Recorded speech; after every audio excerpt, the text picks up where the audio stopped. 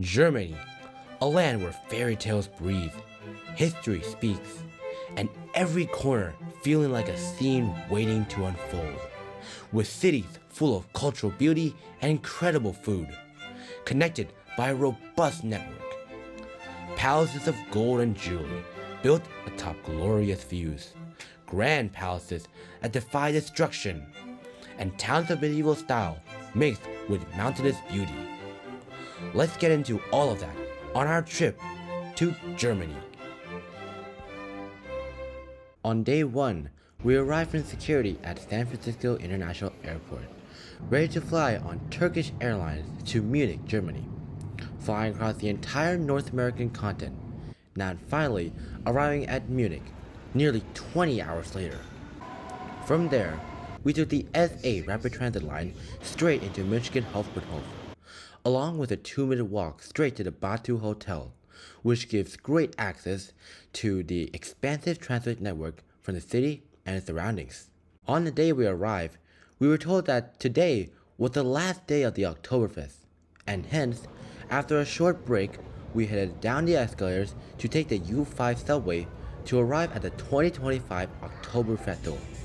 Now it may be the last day, but the celebration sure wasn't ending, with many attractions, snacks, and drinks. This year's festival was a blast! Today was heavily crowded, even with the pouring rain, and all the restaurants were crowded. So we used the time effectively by enjoying the BB guns, the Halloween attractions, practicing the bow and arrow, and overall having a fun day at this year's Oktober Festival.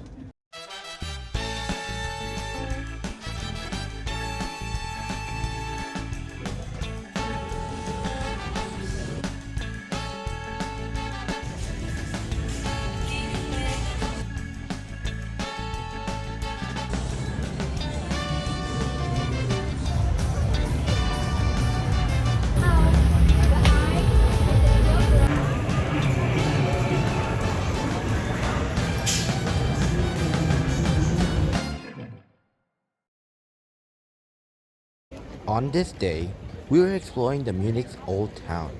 This theater was sadly destroyed during World War II, but rebuilt to its former grand Gothic, Baroque, and neoclassical architectural style, using parts of the rubble as a foundation, serving as a memory and symbol of the standing legacy that cannot be destroyed. This place we visited is Marienplatz, which is the central square in the city of Munich. From there lies many tourist attractions, such as the famous Old Town Hall, the New Town Hall, Frauenkirche, and the residence of Munich. Our simple journey comes with an S-Bahn, which brings us right to the heart of Marienplatz, the town square. Stepping out of the station brings us into the middle of history, with the town hall facing right in the front, in full glory. Many shops, tech stores, and restaurants utilize this space, adapting to the historical aspect perfectly. Even giants like Apple set atop their store to be perfectly blended into the era, preserving the legacy that is the city of Munich. Coming to Munich is very regrettable if you aren't going to have the Bavarian cuisine at one of the many famous Bavarian restaurants. You should also not waste a chance to dine in the Hofbräu House, one of the most famous beer halls in Germany. This is where you are testing traditional German pork knuckle, named Schweinshax or Wurst, aka white sausages and giant pretzels. And on the nighttime, be sure to walk back to Marienplatz, because it'll be greeting you with mesmerizing views of the town square, with the king enjoying his nightly festival.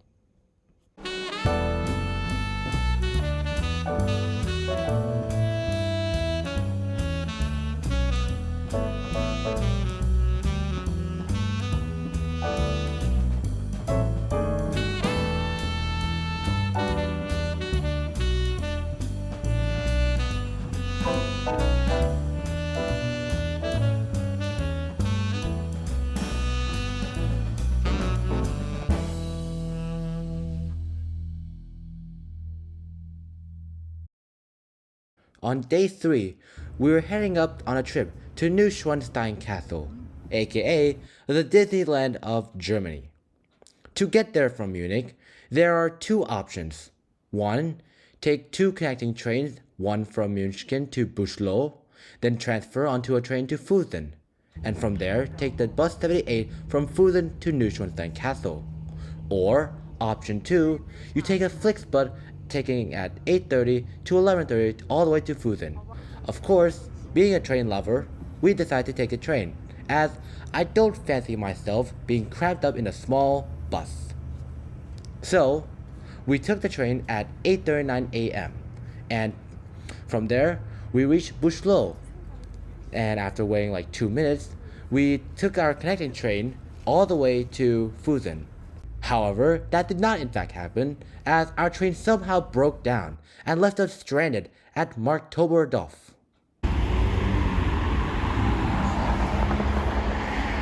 So, this was supposed to be our train. Unfortunately, we seem to have a little encounter with some failures on track and maintenance. So the train has to be parked here for now. And due to some minor delays, we have to get off, unfortunately. However, this wrong turn due to our missed sightings has actually led us on the right direction, as we managed to find a beautiful shop and a beautiful cafe to have nice drinks and some nice snacks and food along the way, because right now it's really chilly and cold. Anyway, it's been like around 45 minutes now, and our next train that takes us actually to our final destination of Fusen is arriving in 10 minutes at 9:01. It's 8:50 right now. The nice thing about Germany is that all the trains are very frequent. In fact, the latest of which is only 45 minutes. In the US, you'd probably have to wait the entire day and catch yourself at a hotel if you must. That's how bad our transit system is. Anyway, it only took us that long to get the next train to Fusen. And speaking of which, Fusen is a small tourist town located near Lake Forgense. It becomes famous as a touring spot as it is the most closest to Neuschwanstein Castle, being only 10 to 15 minutes away. In fact, all the local buses that take you out to the castle is based from the train, so you don't have to wait at all. Since taking photos is prohibited inside the castle tour, all we can do is just take photos on the side and on the place where we are permitted to, aka the kitchen, the hallway, and a bunch of little portraits. It's kind of sad though. All the other beautiful sceneries, the throne, the library, everything else that's beautiful inside that castle is completely off limits to photography for damaging history reasons or something. Kind of sad, but what can you do? And that concludes day 3. On day 4, we took the morning flight from Munich to Dresden. Dresden is the capital city of the German state of Saxony. Dresden has a long history as a capital and royal residence for the kings of Saxony. Sadly, by the end of World War II, much of the landscape has been reduced to rubble by Allied bomb raids, while the city center has been completely decimated. After the war, restoration work has helped much to restore this historic legacy and bring back the former glory of the city, with some of the existing foundations used in the reconstruction, serving as a symbol of triumph over what was meant to destroy.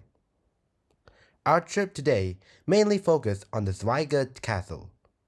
This is a place where my dad wanted to take my grandma to come and visit, as many said the castle is as beautiful as the Palace of Versailles, aka the Chateau de Versailles. Dresden surprises many visitors with fanciful baroque architecture style in a delightful cityscape, a dynamic history that mingles tragedy with inspiration, and some of the best outdoor museums in Germany. Today, the city is an intriguing and beautiful city, filled with a triumphant history into modernity.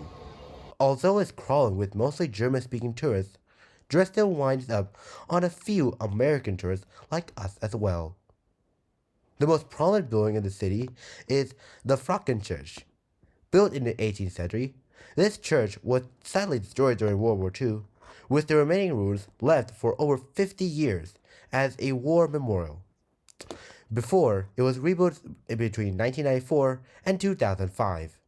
Today is a beautiful place where you could just sit around, be quiet, and feel the peace of the Lord.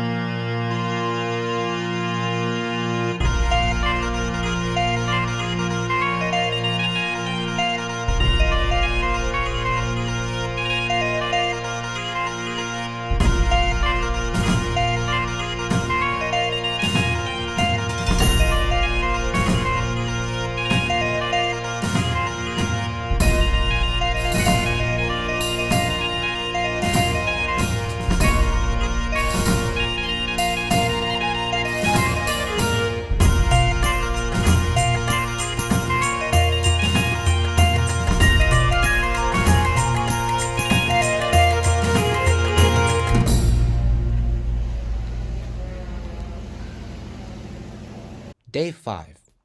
After we spent 2 days straight on Neuschwanstein and the Bavaria castles, we slept like a rock. So, nothing much was to be covered this day.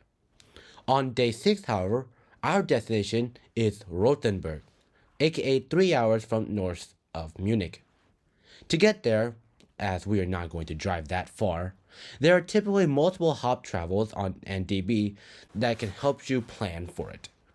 In our case, we took the ICE train from Hauptbahnhof to Nuremberg and from Nuremberg to Ansbach.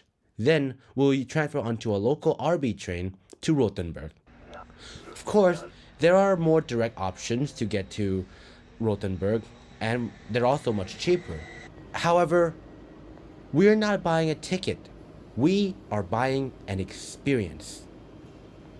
Alright, it appears that our assigned seat on this trip is right next to the cafe car. So my parents had a little fun checking it out, while I just sit back and relax on this journey. Anyway, let me talk to you about the ICE itself.